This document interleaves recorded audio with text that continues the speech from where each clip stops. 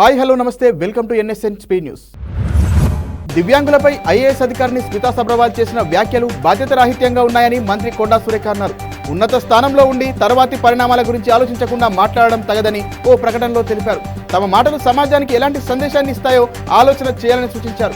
కాంగ్రెస్ ప్రభుత్వంలో వివక్షకు చోటు లేదని, అన్ని వర్గాల హక్కులకు రక్షణ ఉంటుందని మంత్రి చెప్పారు. పాక్లో వచ్చేడాది జరిగే ఛాంపియన్స్ ట్రోఫీకి టీమిండియా వెళ్లకపోవడమే సరైన నిర్ణయమని మాజీ స్పిన్నర్ హర్భజన్ సింగ్ అభిప్రాయపడ్డారు. అక్కడి పరిస్థితులేవి బాలేవని తెలిపారు.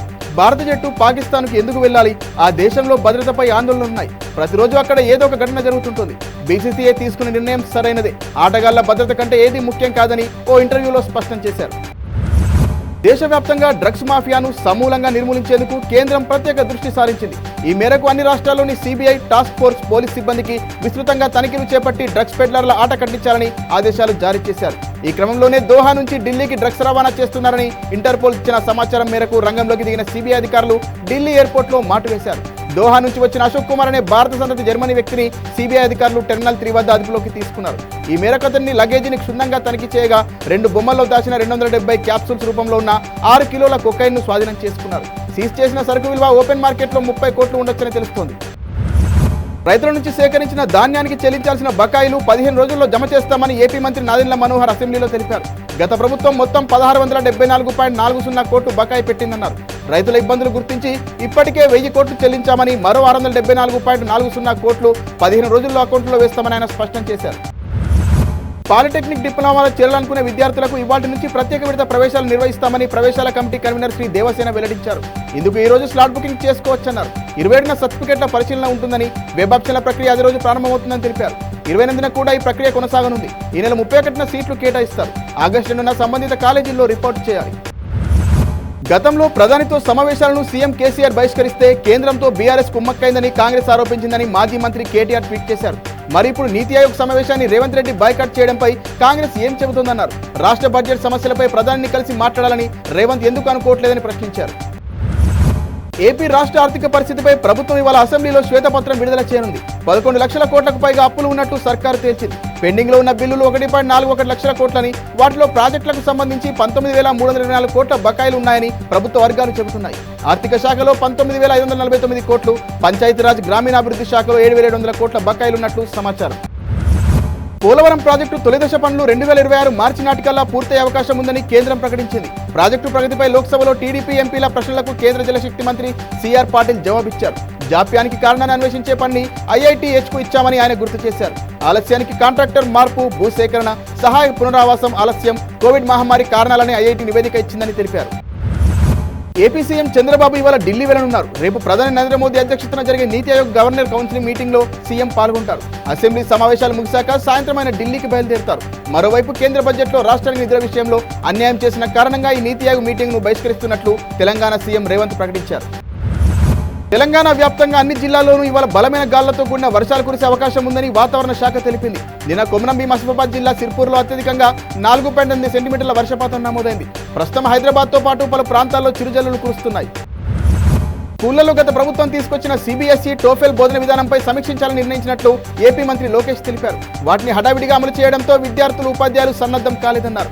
వాటి మంచి చెడులపై అధ్యయనం చేస్తామన్నారు. అటు స్కూళ్లలో ప్రవేశాలు తగ్గుతున్నందున అడ్మిషన్లు పెంచడం, నాణ్యమైన విద్య అందించడంపై వివిధ రాష్ట్రాల్లో అమలవుతున్న విధానాలను పరిశీలిస్తామని వెల్లడించారు. ఎగువన కురుస్తున్న భారీ వర్షాలతో తెలుగు రాష్ట్రాల్లో ప్రాజెక్టులకు వరద కొనసాగుతోంది. జూరాలకు 2.38 లక్షల క్యూసెక్ల ఇన్ఫ్లో ఉండగా అంతే నీటిని బయటకు వదులుతున్నారు. తుంగభద్రకు 89,000 క్యూసెక్ల ప్రవాహం పోటెత్తడంతో 28 గేట్లు ఎత్తివేశారు. నదీ పరివాహక ప్రాంత ప్రజలను అధికారులు అప్రమత్తం చేశారు. శ్రీశైలానికి 2,46,665 క్యూసెక్ల ఇన్ఫ్లో కొనసాగుతోంది. ప్రస్తుత నీటి మట్టం 858 అడుగులుగా ఉంది. కాంగ్రెస్ ఇచ్చిన హామీల్లో పింఛన్ల పెంపు ఒకటి, కానీ ప్రస్తుత బడ్జెట్ కేటాయింపులు చూస్తే పెంపు కష్టమేనని తెలుస్తోంది. ఆసరా స్థానంలో చేయూత తీసుకురానున్నట్టు ప్రభుత్వం ప్రకటించిన సంగతి తెలిసిందే. గత బడ్జెట్లో ఆసరాకు 12,000 కోట్లు కేటాయించగా ఈసారి 14,861 కోట్లు కేటాయించారు. అయితే పింఛన్లు 4,000కు పెంచాలంటే ఇవి సరిపోవని తెలుస్తోంది. మరి పెంచుతారా లేదా అనేది ప్రభుత్వం ప్రకటించాల్సి ఉంది. Jio, Airtel, Vodafone Idea recharge ధరలు పెంచడంతో అందరి చూపు డేటా ప్రైవసీ ప్లాన్ల ధరలు తక్కువ ఉన్న BSNL పై పడింది.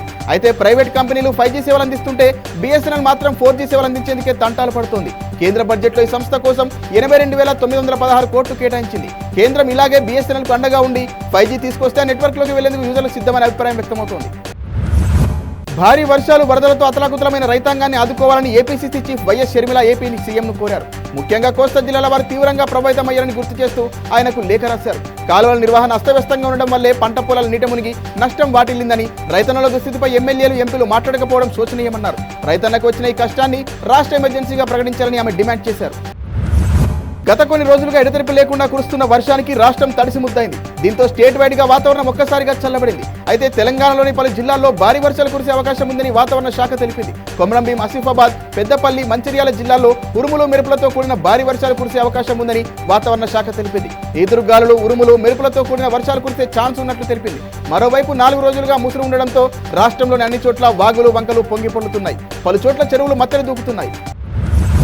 టీ20లో తన వ్యక్తిగత ప్రదర్శన ఊహించినంత లేదని టీమిండియా వైస్ కెప్టెన్ శుభం గిల్ అన్నారు. అంచనాలకు అందుకోలేకపోయానని చెప్పారు. 2026 టీ20 వరల్డ్ కప్ కు ముందు 30-40 టీ20లో ఆడతామని, అప్పట్లోపు మరింత మెరుగయ్యేందుకు కృషి చేస్తానన్నారు. జైస్వాల్తో కలిసి బ్యాటింగ్ చేయడాన్ని ఆస్వాదిస్తున్నట్టు తెలిపారు. రైట్ లెఫ్ట్ కాంబినేషన్తో మంచి భాగస్వామ్యం నమోదు చేసేందుకు ప్రయత్నిస్తున్నామన్నారు. ఒలింపిక్స్ లో పాల్గొనే అథ్లెట్లు ఈసారి తిండి విషయంలో కాస్త రాజీ పడాల్సిందే. కర్బన ఉద్గారాలను తగ్గించిన ఉద్దేశంతో ఈసారి గేమ్స్ లో మాంసం, చీజ్ కు సంబంధించిన ఆహార పదార్థాలను భారీగా తగ్గించారు. ఐక్యరాజ్య సమితికి చెందిన ఆహారం, వ్యవసాయ సంస్థ నియామకాల ప్రకారం ఈ నిర్ణయం తీసుకున్నారు. ఈ నేపథ్యంలో మొత్తం ఫుడ్ లో 60% వెజిటేరియన్ ఉండేలా ఏర్పాట్లు చేశారు. దీనికి తోడు ప్రపంచవ్యాప్తంగా దొరికే పండ్లను అందుబాటులోకి తెచ్చారు. ఇండియన్ ఒలింపిక్ అసోసియేషన్ విజ్ఞప్తి మేరకు మన అథ్లెట్లకు పప్పు, రోటీ, ఆలు, గోబీ, చికెన్ కర్రీని అందించనున్నారు. అయితే ఫ్రెంచ్ వంటకాలు మాత్రం హైలైట్ గా నిలువనున్నాయి.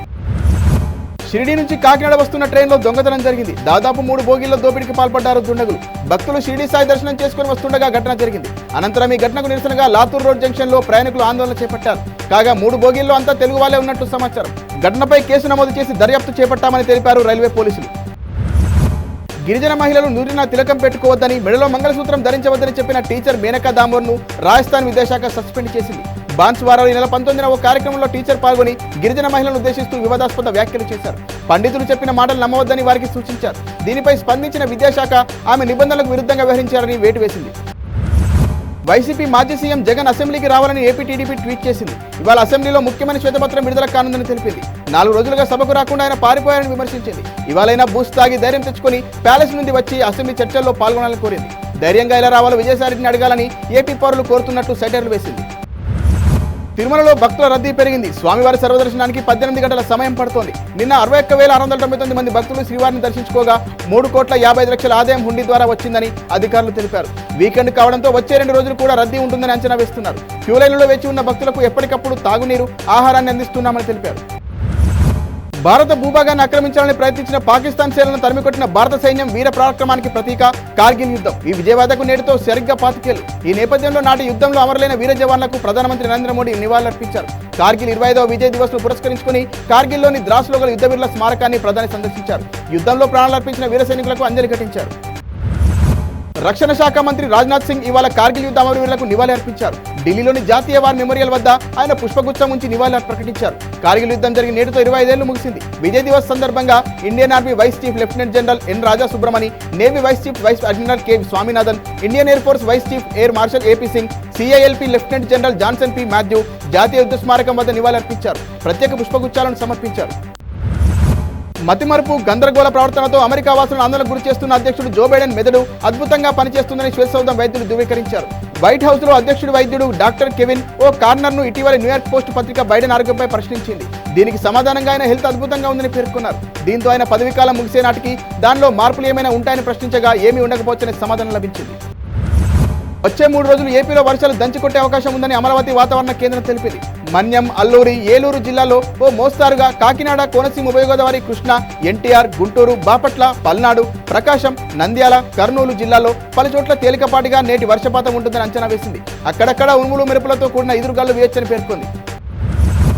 మాజీ సీఎం జగన్ తాడేపల్లిలో నివాసంలో కీలక ప్రెస్ మీట్ నిర్వహించనున్నారు. సీఎం చంద్రబాబు అసెంబ్లీలో విడుదల చేసిన శ్వేతపత్రాలపై జగన్ పవర్ పాయింట్ ప్రెజెంటేషన్ ద్వారా కౌంటర్ ఉన్నట్లు సమాచారం. కాగా రాష్ట్రంలో శాంతి భద్రతలు అలపితప్పాయంటూ 2 రోజుల క్రితం జగన్ ఢిల్లీలో ధర్నా చేసిన విషయం తెలిసిందే. ఇవాల్టి నుంచి ప్యారిస్ లో జరిగే ఒలింపిక్స్ లో భారత్ నుంచి 117 మంది క్రీడాకారులు పాల్గొంటున్నారు. అయితే ఇందులో నీరజ్ చోప్రా, నిఖత్ జరీన్, పివి సింధు, సాత్విక్ సాయిరాజ్, చిరాగ్ శెట్టి, అంతిమ్ పంగల్, అమన్ షెహ్రాత్, సిఫ్ట్ కౌర్, మను బాకర్, తరుణ్ దీప్, ధీరజ్, బొమ్మదేవర పథకాల వర్షం కురిపిస్తారనే ఆశలతో అభిమానులు ఆసక్తిగా చూస్తున్నారు. తెలంగాణ వార్షిక బడ్జెట్లో గ్రేటర్ హైదరాబాద్ మహానగరపాలక సంస్థకు సముచిత ప్రాధాన్యత దక్కింది. తెలంగాణ అవతరణ తర్వాత రాష్ట్ర పద్దుల్లో తొలిసారిగా జీహెచ్ఎంసీకి అత్యధికంగా 3,000 కోట్ల రూపాయలను కేటాయించింది. నిర్మాణం పూర్తయ్యే దశలో ఉన్న పై వంతెనలు, నాలాలు, అండర్ పాస్లు పూర్తి చేసేందుకు హెచ్సిటీ ప్రాజెక్టుకు 2,000కు పైగా కోట్లను కేటాయించింది. ఆ నిధులతో నగరంలో ట్రాఫిక్ సమస్య, వరద ముంపు గట్టెక్కించవచ్చని ప్రభుత్వం భావిస్తోంది. అలాగే జలమండలికి కేటాయించిన నిధుల్లో నాగార్జున సాగర్ నుంచి డెడ్ స్టోరేజ్లో నీటి తరలించడానికి చేపడుతున్న సుంకిశాల ప్రాజెక్టుకు 1,000 కోట్లు కేటాయిస్తున్నట్టు తెలిపింది. మరిన్ని వార్తల సమాహారంతో రేపు మళ్ళీ కలుద్దాం. నమస్తే.